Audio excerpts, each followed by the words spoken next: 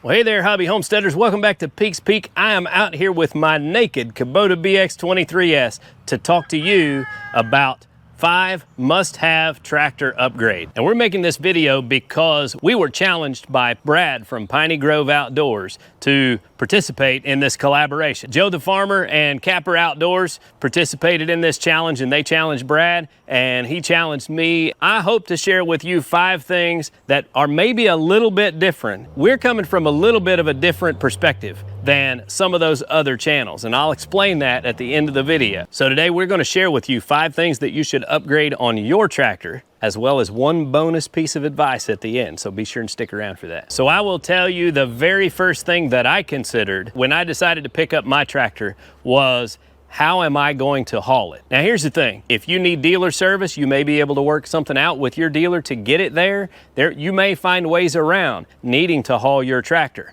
But I'll be honest, part of the reason why I wanted a tractor to begin with is to be able to help some people out and do some things off of the farm that will help out people that maybe can't take care of those things themselves or don't have access to a piece of equipment like this. So I feel like it's a blessing to own this, and I want to be able to haul my tractor and help out some other people with it. So the first thing I considered was getting a trailer. Now I have a video all about the perfect trailer for the Kubota BX, but I will tell you, I'm probably talking to people with all different sizes of tractors, and so you need to know the weights on your tractor and what kind of implements you're going to be hauling on that trailer before you go shopping for a trailer. We're not going to get into that in this video. I will just say the first thing I would consider when buying a tractor is, what am I going to need to haul it? Now, number 2 on the list for me, because I wanted to be able to haul my tractor, and I do it often, is how am I going to do that safely? So the next thing I would consider is adding tie downs to my tractor so that I can easily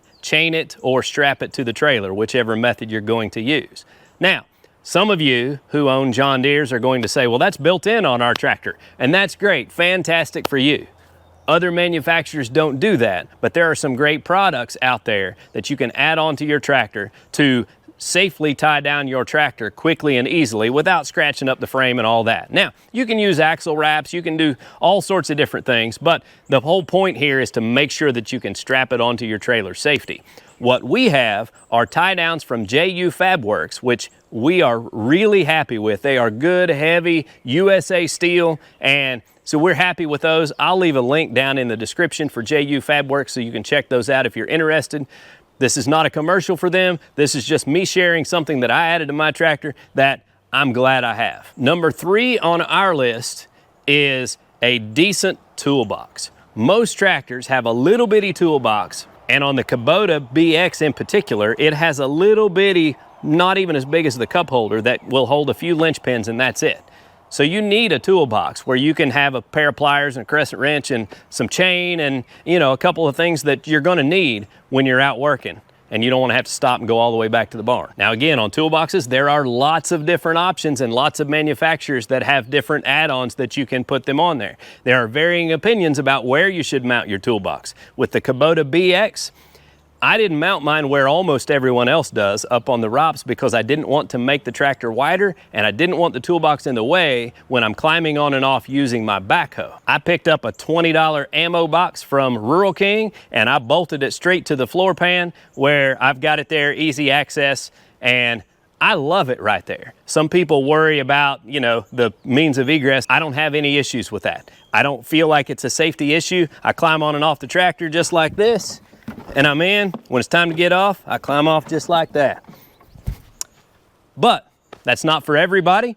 So you mount your toolbox where you want it, but you're gonna want a toolbox. Now, number 4 on my list, and these are not necessarily in any particular order because this is one very important thing that I think everyone should consider, especially if you're going to try to do any loader work without a backhoe installed or whatever the case may be. And that is, get your rear tires filled with fluid.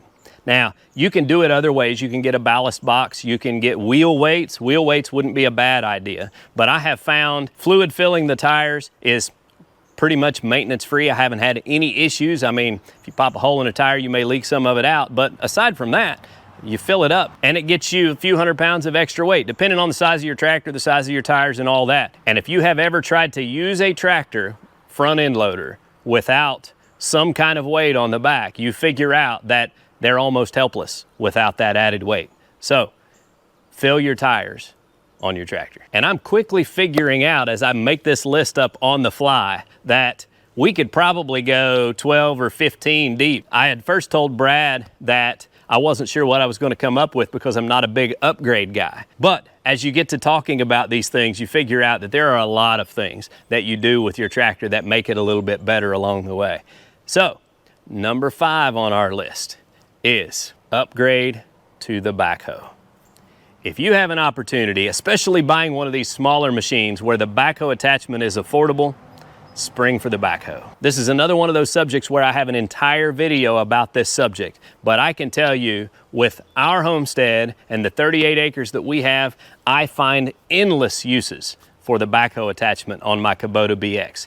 And it's very capable. Now, it's not production, it's slow, but you can get the job done. And you'll have plenty of people tell you for $5,000, $6,000, $7,000, I'm not buying the backhoe, I'll just go rent a piece of equipment when I need it. And if you're the kind of person that would rent the piece of equipment and do the project anyway, then go for it. I'm not. If I don't have the equipment here on the farm to do it, it doesn't get done. That's just how I operate. So for me, owning the backhoe opened up a whole new world of possibilities here on the farm, and I am so glad that I went ahead and bought the backhoe when I bought the tractor. As Brad said in his video, buy once, cry once. And that's where I stand on the backhoe attachment, buy the backhoe. Now, I told you that I would explain why our channel and our experience with the tractor is a little bit different than some of these other channels. So we'll call this just a little bonus piece of advice to go along with our 5 recommended upgrades. That is, buy the right size tractor for you. I make jokes all the time because a lot of the other guys like to tease me about my lawnmower. When are you gonna get a real tractor? And it's funny, and I don't mind it a bit, but I will say, the small frame tractor, the subcompact tractor, has been the right choice for me on my piece of property and the projects that I'm trying to take on. With a basically 4-foot wide footprint, you can go through small gates, you can cut narrow trails, you can do all of these things that you can't do with a big tractor. And I was just recently talking to my buddy Paul over at Williamson Ridge Outdoors, and he was talking about the fact that with his Kubota M6060, while it's very capable and he can do lots of things this tractor couldn't do, he finds himself having to do a lot of manual labor, pushing a wheelbarrow and using a shovel, because he doesn't have that small tractor to get into those tight places. He can't get it inside his barn and clean out stalls. He can't get it through small gates. He can't turn it around in his driveway to get the gravel where he needs it. And that's where the subcompact tractor really shines. And so I would say, depending on the size of your property and the projects that you are going to undertake, give a very serious look to the subcompact tractor market, because they are very handy in certain situations. And don't let other people pressure you into thinking that you've got to have a big tractor to consider it a real tractor, because I have found the Kubota BX to be very capable, and in a lot of cases, I'm able to do things with it that I couldn't do with a bigger tractor. So that's my advice. Before we go, I want to make the challenge to 3 other channels that I like to watch and interact with, and that is Paul from Williamson Ridge Outdoors, John from A Ritter Bit Will Do, and Ed from My Cluttered Garage. I think they have excellent tractor experience, and they all come from kind of a different perspective, using their tractors in different ways than I use mine here on Peaks Peak. So I'd like to hear what they have to say about 5 things that you should know, or 5 things that you should upgrade on your tractor. Hope you guys enjoyed today's video, and we appreciate y'all watching. Y'all have a good day.